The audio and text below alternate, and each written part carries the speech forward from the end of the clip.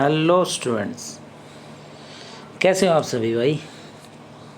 तो उम्मीद करूँगा कि आप सारे हैप्पी होंगे। स्वागत है आपका अपने YouTube channel physical education and fitness hub में। तो भाई आप स्क्रीन पे देख रहे होंगे कि भाई खेलकूद में बच्चे और महिलाएं, आज इस टॉपिक के बारे में स्टार्ट करेंगे। और ये टॉपिक 12th क्लास में है इस बार फिज़िकल एजुकेशन में।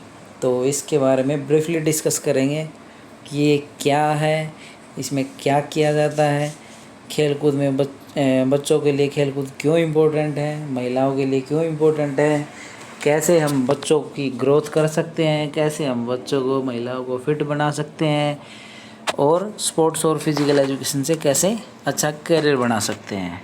तो आप लोग ध्यान से सुनिएगा सारी बातें।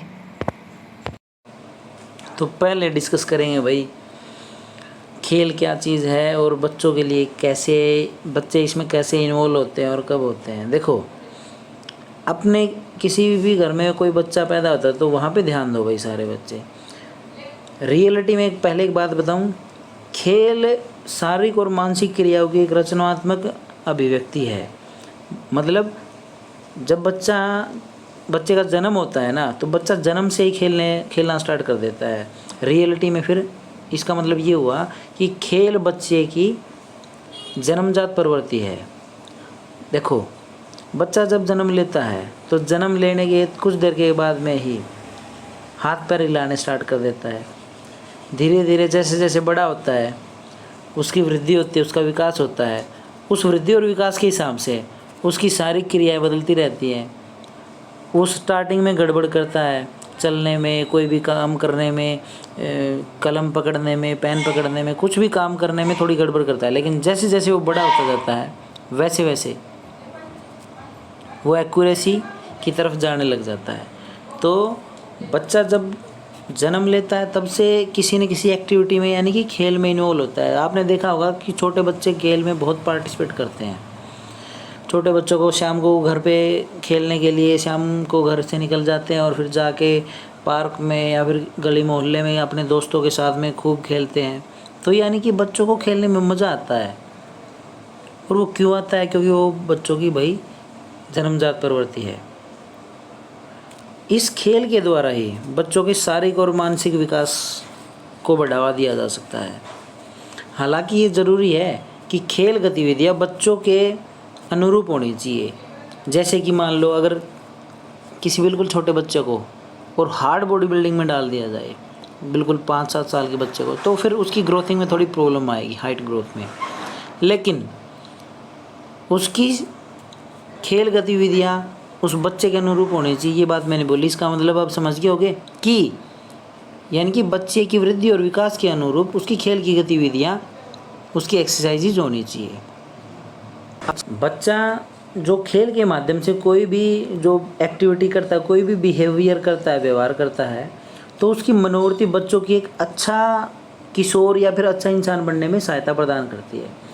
खेलों में जो एक्टिव रूप से भाग लेता है बच्चा या खेलों में शामिल हो गए, हम उन बच्चों को ज़्यादा जानने योग्य हो पाएंगे। बच्चों के साथ साथ माता पिता की भागीदारी होती है जो खेल में उनके स्तर को प्रभावित करती है। जैसे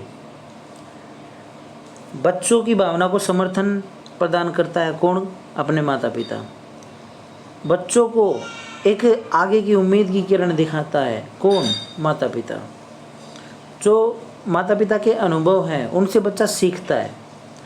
जो माता पिता जैसा व्यवहार करते हैं घर में, बच्चा वैसा ही व्यवहार करता है घर में। जो जीत या हार की जो खुशी या दुख होता है उससे निपटने में हेल्प करता है कौन? बच्चों के द्वारा, माता पिता के द्वारा जो सिखाया गया है व्यवहार, कि खुशी में कैसा व्यवहार करना है, दुख में कैसा व्यवहार करना है, कैसे उस प्रॉब्लम वाली सिचुएशन से, यानी दुख वाली सिचुएशन से कितनी जल्दी कैसे बाहर निकलना है। एक अच्छा खिलाड़ी बनाने में हेल्प करता है कौन? माता पिता। तो अब बताऊं गामक विकास क्या होता है। गामक विकास का मतलब भाई जो बच्चे के द्वारा फिजिकली जो कोई भी वर्क या एक्टिविटी की जा रही है, जो उसके माइंड ने जो ऑर्डर दिया है, उसके माइंड के अकॉर्डिंग उसके मसल का और उसके दिमाग का आपसी तालमेल, बन रहा है कि नहीं बन रहा, और बन रहा है तालमेल, तो दिमाग जितना रिस्पॉन्स या आंसर चाहता है, बच्चे की मसल्स उतना रिस्पॉन्स कर पा रही है कि नहीं। तो यानी कि कहने का मतलब गतियों के विकास व कुशलता को गामक विकास कहा जाता है। इसके बाद इस चैप्टर के बारे में हम बच्चों में समय के अनुसार, खान पीन में गड़बड़ के अनुसार या फिर गलत आदतों के कारण कुछ शरीर में कुछ विकृतियाँ आ जाती हैं, डिफॉर्मिटीज़ आ जाती हैं, तो इनके बारे में डिस्कस करेंगे। ये डिफॉर्मिटीज़ कौन सी हैं? सबसे पहले नंबर पे देखिए नोकनी, दूसरे नंबर पे फ्लैट फुट, काइफोसिस, तीसरे नंबर पे और चौथे नंबर पे लॉर्डोसिस, और इसके बाद राउंड शोल्डर और स्कोलियोसिस। इनके बारे में डिटेल से बात करेंगे अब।